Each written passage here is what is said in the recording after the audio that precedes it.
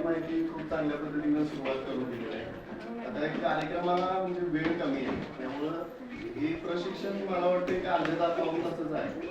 तरी पण कमीत कमी कसं 10 मिनिटांमध्ये तुम्हाला सांगता येईल याबद्दल माहिती आहे. CPR म्हणजे कसं कार्डिओपल्मोनरी रिससिटेशन हे इंग्लिशमध्ये त्याला म्हणतात. मराठीमध्ये त्याला म्हणतात हृदय आणि फुफ्फुस यांचं पुनर्जीवन. म्हणजे कसं त्याला पुनर्जन्मच होईल असं एक म्हणजे म्हणलं तरी पण काही वावग गोष्ट नाही ह्या प्रशिक्षणामुळे. तर ही कुणासाठी आहे तर आपण हल्ली बघतोय की हार्ट अटॅकचं प्रमाण खूप प्रमाण आहे. लोक हार्ट अटॅक येऊन शेतामध्ये एकदा कामाच्या ठिकाणी पडलेले असतात किंवा काय असतात, त्यांच्यासाठी हे CPR म्हणून एक प्रशिक्षण आहे.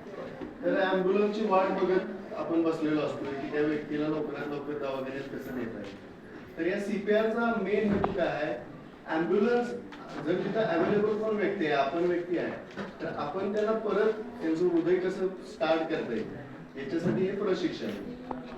तर याच्यामध्ये कुणाला आपण प्रशिक्षण देतो, महत्व काय आहे CPRचं. तर ज्यांचं हृदय बंद पडले, ज्यांचं फुफ्फुस बंद पडलेले आहे ऑन दी स्पॉट, मग याच्यामुळे काय होतं, ह्या दोन्ही गोष्टींच्यामुळं हृदय आणि फुफ्फुस हे एकमेकाला जोडलेले अवयव आहेत.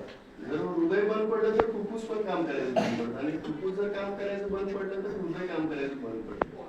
ह्या दोघांना परत पुनर्जन्म म्हणजे परत त्याला रिस्टार्ट करण्यासाठी CPR हे आपलं प्रशिक्षण आहे.